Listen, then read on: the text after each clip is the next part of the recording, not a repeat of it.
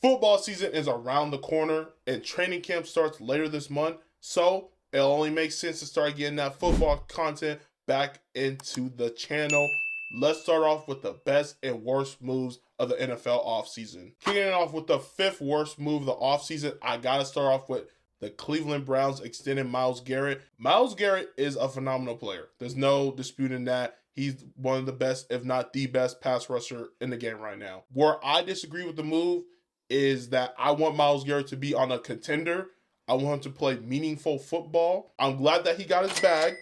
That's the most important thing. But I thought we were going to finally get to see him play for a championship. Meanwhile, in Cleveland, I understand why you bring back Garrett. You're about to get ready to build this new stadium. You're trying to make sure that the team is in a position to be at least decent to justify having that new stadium.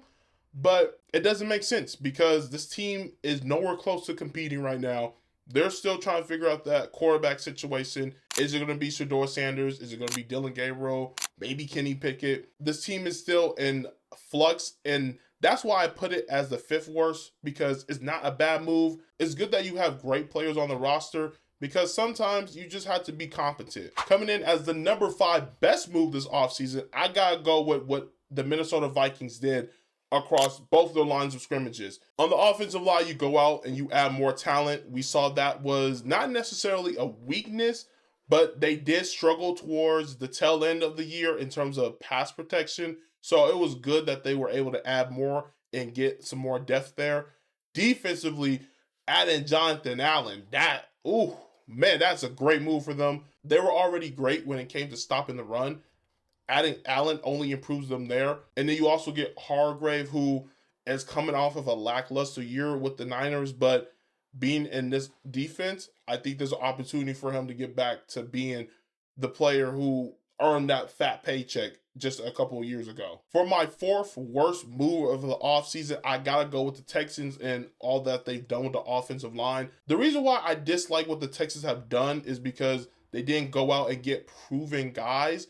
There are a couple of guys who are like decent, but we'll see if that unit as a whole can gel together.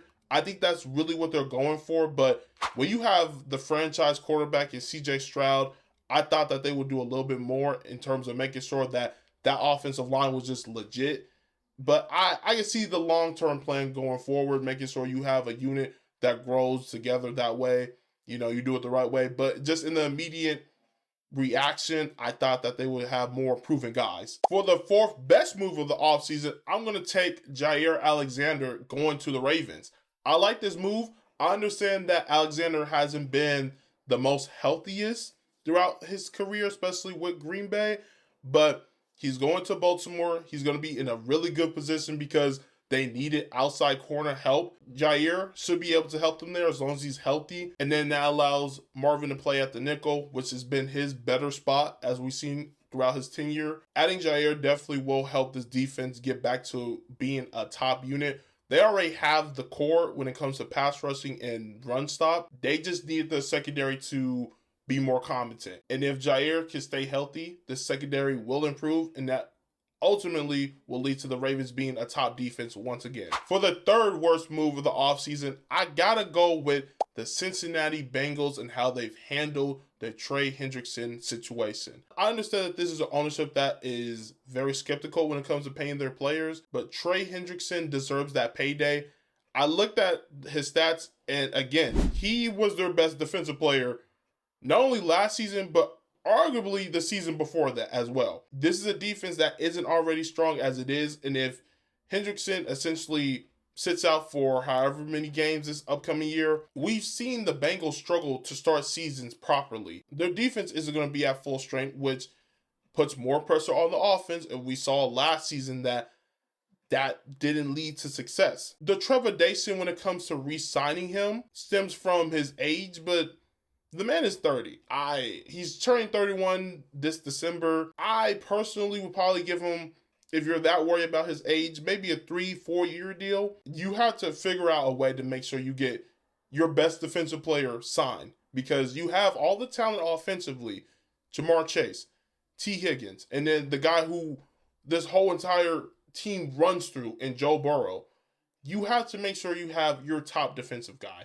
Because if you don't, this team is going to have success and it's not going to be able to get back to the Super Bowl. For the third best move in the NFL offseason, I have to go with the Chicago Bears and their revamp on the offensive side. First off, signing Ben Johnson as the head coach, that is a massive thumbs up for me. That's going to help Caleb Williams be the Caleb Williams we all expected him to be. Now, let me look at that offensive line. That offensive line is significantly improved.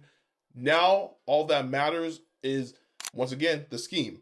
Can Caleb Williams not hold on to the ball for too long? Now, keep in mind, Caleb still has great skilled players around him. At receiver, you have DJ Moore, Ramadunze. And then at tight end, you still have Cole Kmet along with Loveland, who you just drafted. And then in the backfield, you still have DeAndre Swift, who can give you that diversity. He can be a pass catcher. He can run in between the tackles. That should bode well in this Ben Johnson offensive scheme. And like I mentioned with the offensive line, you have the personnel who can go out and play physical for you to run the football. You have the personnel who can hold up in pass protection. This is the time where we don't need to see Caleb Williams take the full on step, but we need to see signs of it. At number 2 for worst, I'm going to have to go with the Saints and how they handle their quarterback situation. First off, prayers off to Derek Carr. I hope that he can live a healthy rest of his life. Never want to see a guy's career get cut short.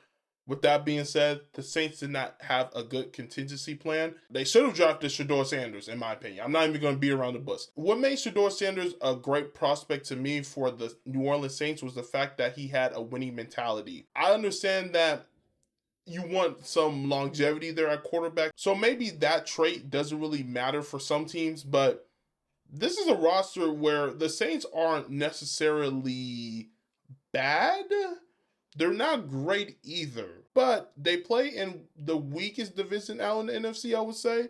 So the opportunity is there for them to get a playoff spot or potentially sneak into the wild card. Instead, they went with Tyler Shuck, who has dealt with his fair share of injuries back in college. I'm wishing that he's nothing but healthy here in the pros. But it's intriguing to me that this is a team that more than likely is looking to tank, and I wouldn't be surprised during the course of the season if we see some of those veterans get traded at the deadline or before the deadline. Alvin Kamara, Cam Jordan. I wouldn't be surprised if those are guys who, depending on the success of that team, either ask for a trade or they get traded so that the Saints can take the next steps in their franchise. My second best move of the offseason, I'm going to take CJ Gardner going to the Houston Texans. That is a huge gift for that Texas defense.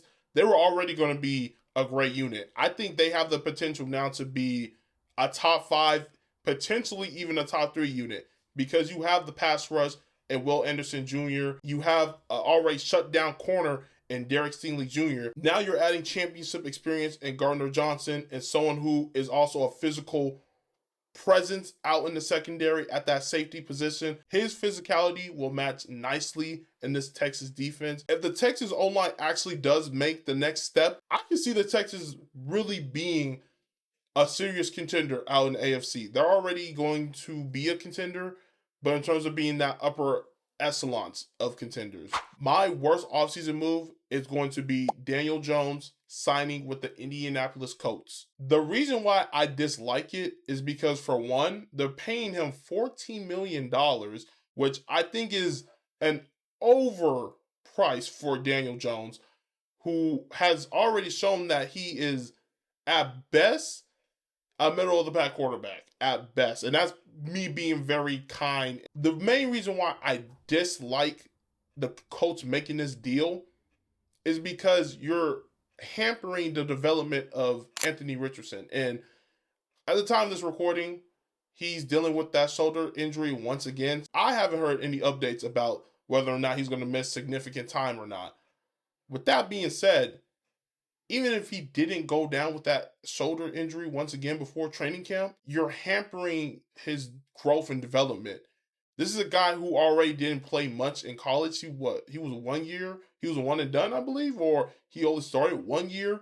Either way, he didn't really get that much experience and reps in college. And when he came to the pros, his first year was cut short. And then last season was a bit of an up and down. Me personally, I just think that he needs to be the focus. You go out and sign Jones to this $14 million deal Well, I don't think he's just going to ride the bench for 14 million. Like, you're going to probably end up playing him, which again is going to hamper the growth and development of Anthony Richardson. So I'm not really a big fan of that deal, because if Richardson misses time, I don't think Daniel Jones is going to be the savior and help uplift this team, because we saw in New York when he had the opportunity to do that, he was okay. And if you end up starting Jones over Richardson, barring any injuries, that just shows that the infrastructure has not done a good job of helping Richardson develop as a quarterback. And now for the best move of the NFL offseason is going to go to the Los Angeles Rams for signing Davante Adams. I think some of y'all forgot how good this man is. I know he's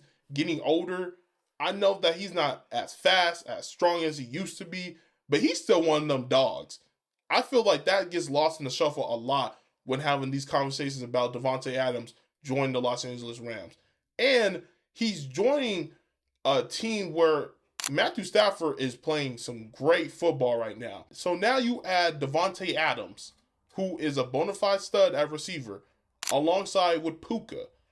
It's really going to be 1A, 1B. But outside of the offensive ramifications for this unit, adding Davante Adams, I'm looking at the bigger picture. I think you have a defense that is going to be improved. And when you add Davante Adams, it shows that you're going out to go compete to go win another Super Bowl.